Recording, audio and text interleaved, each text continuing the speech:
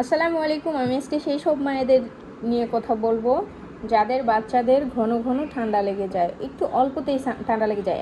আমরা এখন স্বাভাবিকভাবে এমন অবস্থা হয়ে গেছে যে তাদের মনে হচ্ছে ইমিউনিটি কমে গেছে, খুব দ্রুতই যে কোনো কিছুতে আক্রান্ত হয়ে যাচ্ছে। বিশেষ করে ঠান্ডাটাই বেশি ইফেক্ট করছে, ঘন ঘন ঠান্ডা লেগে যায়। কিন্তু কেন এই ঠান্ডাটা লাগে? অনেক সময় অ্যালার্জি থেকে লাগে, অনেক সময় হচ্ছে আপনার বাচ্চার অ্যাডিনোয়েটের সমস্যা থেকে লাগে, আরও আরও নানান সমস্যা থাকে। তো আমি মূলত অ্যালার্জির থেকে ঠান্ডাটা বেশি লাগে। এখন আপনার ফাইন্ড আউট করতে হবে আপনার বাচ্চার অ্যালার্জিটা কিসে। আমার বাচ্চা যেমন সারা বছর ঠান্ডা লেগে যায়, আমি অনেক ওষুধ খাইছি, টানা 1 বছর ঠান্ডা কোনোভাবেই সারাতে পারিনি।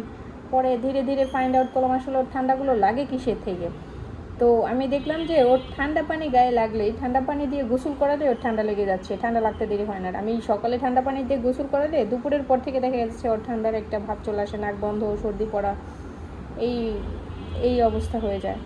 আর হচ্ছে এই ফ্যানের ফুল পাওয়ারে ফ্যান সেরে তার নিচে সরাসরি ফ্যানের নিচে বাচ্চাকে ঘুম পাড়ালে দেখছে ফ্যানের যে বাতাসটা সেটার থেকেও নাক বন্ধ হয়ে যায়, ঠান্ডা লেগে যায় খুব দ্রুত।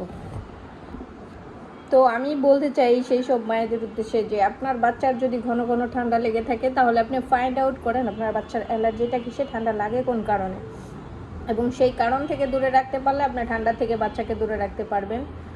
আর ঠান্ডাটা এত ঘন ঘন লাগে, কোনো ওষুধেই তেমন কাজ হয় না, প্রায় ওষুধ খাওয়াই কিন্তু কোনো ওষুধে কাজ হয় না। তবে আমি একটা ওষুধে উপকার পেয়েছি, সেটা হচ্ছে এই সিজনিক্স। এটা আমাকে ডক্টর সাজেস্ট করছিল, আমি খাওয়াইছি। যেহেতু বাচ্চার সেন্সিটিভ ইস্যু, তো আপনারা সবসময় ডক্টরের পরামর্শ ওষুধ খাওয়াবেন। কোনো ইউটিউব ভিডিও দেখে ওষুধ সাজেস্ট করলেই সেই ওষুধ কিনে এনে বাজার থেকে খাওয়াবেন না। ডাক্তারকে অবশ্যই রেজিস্টার্ড চিকিৎসকের অনুমতিতে প্রেসক্রিপশন ফলো করে ওষুধ খাওয়াবেন, কারণ আজকাল ওষুধেও ভেজাল আছে, সব কিছুতেই ভেজাল আছে। আমাদের সব কিছুতেই বিপদ আর কি আটকে থাকে। নিজেদের সতর্কতা অবলম্বন করে চলতে হবে, বাচ্চাদের সাবধানে রাখতে হবে। ধন্যবাদ। এবং আমি সেই সব মায়েদের উদ্দেশ্যে বলবো যাদের বাচ্চারা খুবই সেন্সিটিভ হয়ে গেছে ঠান্ডা ইস্যুতে, আপনারা বাচ্চাকে যত্ন সহকারে রাখবেন, এবং কিসে আপনার বাচ্চার অ্যালার্জি হয় সেইটার থেকে দূরে রাখতে পারলে আপনার বাচ্চার ঠান্ডা থেকে আপনি দূরে রাখতে পারবেন। ধন্যবাদ।